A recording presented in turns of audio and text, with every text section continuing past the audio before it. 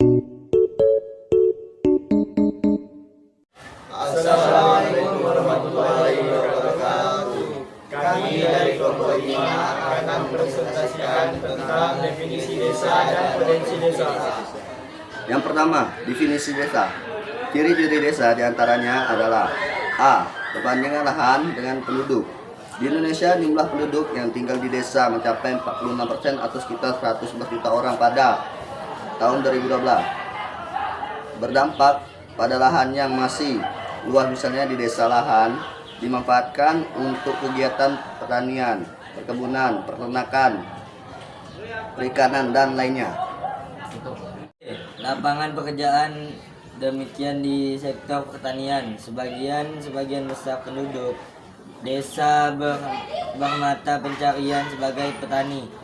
Pengaruh teknologi belum terluka besar, meskipun di beberapa wilayah desa sudah terpengaruh teknologi, namun penduduknya masih bekerja di sektor pertanian. C. Hubungan kekerabatan masih erat. Kekerabatan merupakan bentuk awal tumbuhnya organisasi sosial, politik, ekonomi, dan lainnya. Di dalam masyarakat pedesaan, warganya memiliki hubungan yang lebih mendalam dan erat jika dibandingkan dengan masyarakat pedesaan lainnya di luar batas wilayahnya. D. Tradisi yang berlaku masih dianut. Tradisi muncul akibat kebiasaan yang berlangsung dan menjadi norma atau perilaku dalam masyarakat. 2. Potensi desa. Potensi desa adalah berbagai sumber daya alam, fisik, dan manusia dan fisik yang ada di wilayah tersebut dan diharapkan dapat digunakan untuk kelangsungan dan perkembangan desa. A. Kondisi tanah. Lahan pertanian yang subur biasanya terdapat pada tepian sungai yang dipengaruhi oleh luapan sungai yang membawa material baru yang dihendapkan berupa unsur hara. Ada pula tanah subur pengaruh aktivitas vulkanisme. B. Keadaan cuaca. Cuaca di desa terbilang sangat sejuk dengan banyaknya pepohonan yang masih banyak ditemui.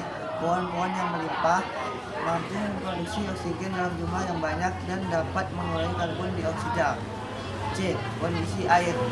Melimpahnya sumber daya air di desa dimanfaatkan oleh penduduk untuk irigasi sungai, sawah, kebutuhan rumah tangga, dan perikanan. D. Keadaan lingkungan alam. Masyarakat memiliki kesadaran untuk memanfaatkan dan mengelola lingkungan secara lestari. E. Lembaga sosial desa. Secara umum, dalam suatu masyarakat, lembaga yang berperan dalam kehidupan diantaranya adalah lembaga pemerintahan, pendidikan, ekonomi, agama, dan keluarga. F. Keamanan dan ketentraman. Masyarakat dapat hidup rukun dan tidak kriminalitas sangat rendah. Hal ini dikarenakan ikatan sosial masyarakat sangat tinggi. A. Desa swadaya. Desa swadaya merupakan kondisi suatu desa yang masyarakatnya sebagian besar memenuhi kebutuhannya secara mandiri dan tidak bergantung pada pemerintah atau orang lain. Pada umumnya desa ini terletak jauh dari masyarakat luar, sehingga kurang berinteraksi dengan wilayah lain. B. Desa swakarya. Desa swakarya merupakan desa yang sedang berkembang. Keadaan sosial dan ekonomi masyarakat lebih baik dibanding dengan desa swadaya. Masyarakatnya mampu menjual berbagai hasil olahan keluar wilayah dan intensitas interaksinya belum terlalu sering. C. Desa swasembada. Desa swasembada yaitu desa yang sudah mampu mengembangkan potensi yang dimiliki desa. Hal ini ditandai dengan masyarakatnya yang sudah melakukan interaksi dengan masyarakat luar dan kemampuan untuk saling mempengaruhi wilayah luar. Struktur dan pola ruang penggunaan lahan desa. Setiap kegiatan manusia yang memanfaatkan sumber daya alam memiliki pola dan struktur spesial tertentu. Setiap daerah yang satu dengan yang lain memiliki karakteristik yang berbeda-beda yang menjadi ciri utama pola keruangan. Manusia dalam interaksinya dengan lingkungan memiliki struktur keruangan yang khas, misalnya tata letak rumah, pengolahan sawah dan ladang, pengolahan lahan, serta bertahan hidup. Kondisi struktur keruangan dalam pemanfaatannya terhadap lingkungan menyesuaikan dengan kondisi lingkungan di sekitarnya. Desa merupakan lokasi di suatu wilayah dengan kondisi lahan yang bervariasi dan topografi yang beragam. Pola tata ruang desa bergantung pada keadaan topografi yang ada. Struktur tata ruang merupakan pemanfaatan ruang atau lahan di desa untuk keperluan tertentu dan kelangsungan hidup penduduk. Lahan di desa umumnya dimanfaatkan oleh penduduk untuk kegiatan sosial dan ekonomi. A. Pola penggunaan lahan desa untuk pemukiman desa. Kondisi masyarakat desa yang masih memegang teguh tradisi dan kerukunan hidup yang tinggi menunjukkan bahwa mereka memiliki keinginan untuk berkumpul dengan lainnya. Seringkali kita temukan permukiman masyarakat desa saling berdekatan. Coba perhatikan tata ruang pemukiman desa bagaimana menurutmu?